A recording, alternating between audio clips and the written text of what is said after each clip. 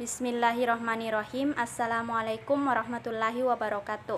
Pertama-tama marilah kita panjatkan puji syukur kehadirat Allah Subhanahu wa taala yang telah memberikan rahmat serta karunia-Nya sehingga saya masih diberi kesempatan membuat video pada kesempatan kali ini. Dan tak lupa pula kita kirimkan salawat serta salam kepada Nabi junjungan kita Nabiullah Muhammad sallallahu alaihi wasallam. Allahumma shalli ala Muhammad wa ala ali Muhammad. Baik, untuk mengefisienkan waktu, perkenalkan nama saya Rasdiana dengan NIM 222-22081, Program Studi Administrasi Publik, Ruangan Reguler 2, Semester 6. Baik, pada kesempatan kali ini adapun materi yang saya jelaskan yaitu mengenai analisa dan evaluasi perencanaan daerah, mata kuliah perencanaan dan evaluasi pembangunan. Poin pertama, definisi evaluasi. Evaluasi merupakan proses menentukan nilai atau pentingnya suatu kegiatan, kebijakan atau program. Evaluasi adalah sebuah penilaian yang seobjektif dan sesistematik mungkin terhadap sebuah intervensi yang direncanakan, sedang berlangsung ataupun yang telah diselesaikan.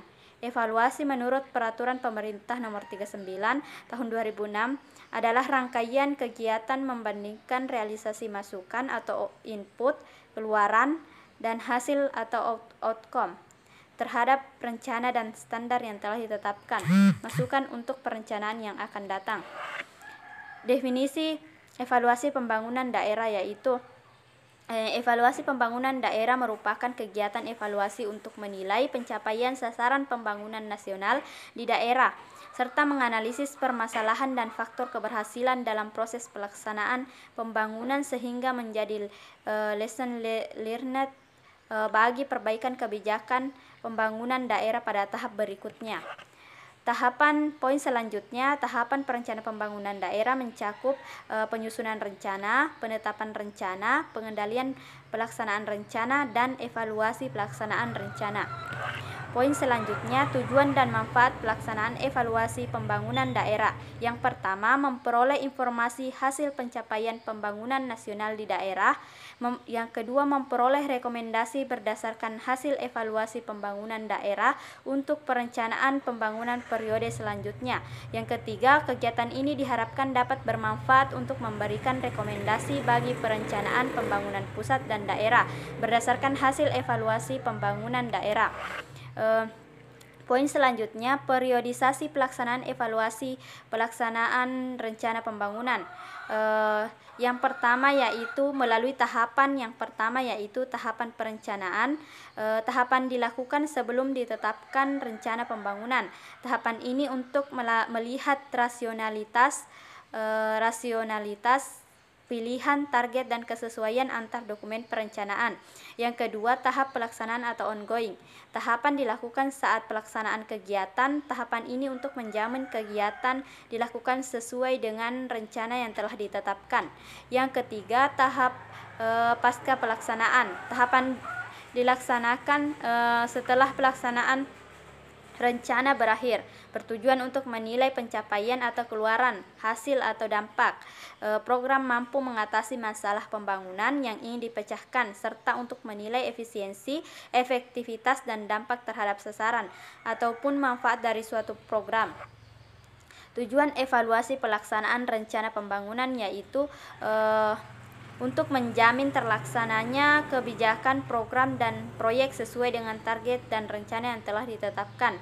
Yang kedua, agar ada umpan balik terhadap kebijakan, program, dan proyek untuk diteruskan, dilanjutkan dengan perbaikan atau diberhentikan. Yang ketiga, untuk membantu pemangku kepentingan belajar lebih banyak mengenai kebijakan, program, dan proyek. Yang keempat, agar kebijakan, program, dan proyek mampu mempertanggungjawabkan penggunaan dana publik. Poin selanjutnya, dasar hukum evaluasi perencanaan pembangunan daerah. Evaluasi berdasar SPPN Pasal 29 Undang-Undang Nomor 25 Tahun 2004 tentang SPPN. Pimpinan kementerian atau lembaga melakukan evaluasi kinerja pelaksanaan rencana pembangunan kementerian atau lembaga periode sebelumnya, dan pimpinan satuan kerja perangkat daerah melakukan evaluasi kinerja pelaksanaan rencana pembangunan satuan kerja perangkat daerah periode sebelumnya. Adapun proses evaluasi pasal 29 Undang-Undang Nomor 25 Tahun 2004 Menteri atau Kepala Bapeda menyusun evaluasi rencana pembangunan berdasarkan hasil evaluasi pimpinan kementerian atau lembaga dan evaluasi satuan kerja perangkat daerah. Manfaat evaluasi menjadi bahan bagi penyusunan rencana pembangunan nasional atau daerah untuk periode berikutnya. Jenis-jenis evaluasi yang akan dilakukan, jenis-jenis evaluasi yang dilakukan yaitu pertama evaluasi internal. Evaluator internal biasanya untuk mengetahui lebih banyak mengenai sejarah, organisasi, budaya, problem, keberhasilan, dan mungkin berada terlalu dekat dengan yang dievaluasi. Evaluator eksternal punya kredibilitas yang lebih tinggi dan keahlian yang lebih spesifik dan tidak terikat dengan keputusan-keputusan administratif dan keuangan.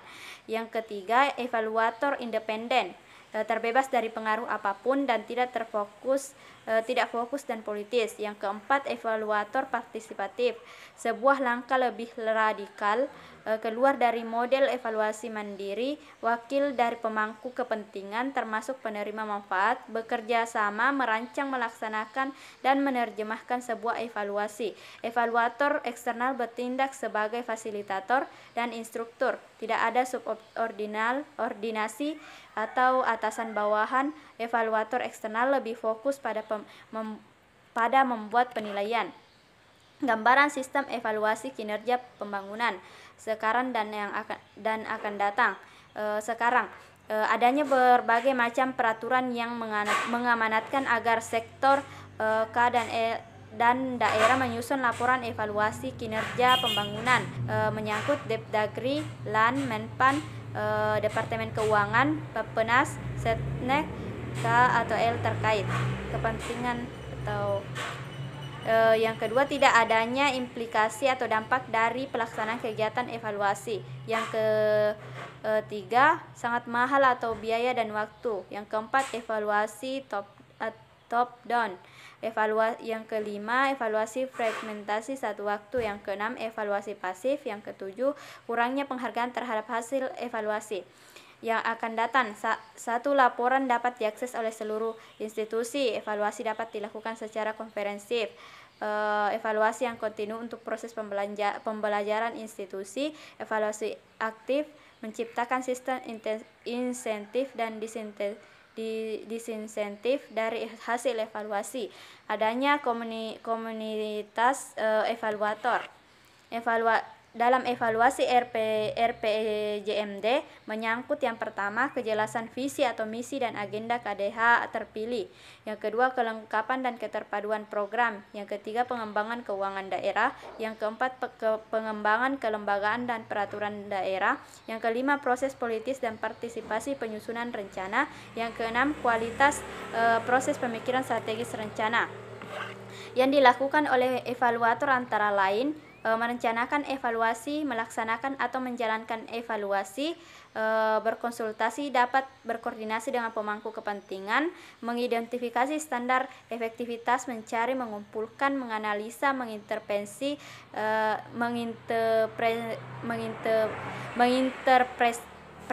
dan melaporkan data serta temuan, memberikan rekomendasi, mengelola anggaran evaluasi, dan mengembangkan teori perubahan atau evaluasi. Tujuan evaluasi perencanaan pembangunan antara lain konsistensi dan kesetaraan antara kebijakan pembangunan nasional dan daerah, konsistensi dan keselarasan antar kebijakan pembangunan daerah RPJMD dengan RPJPD dan RTRW.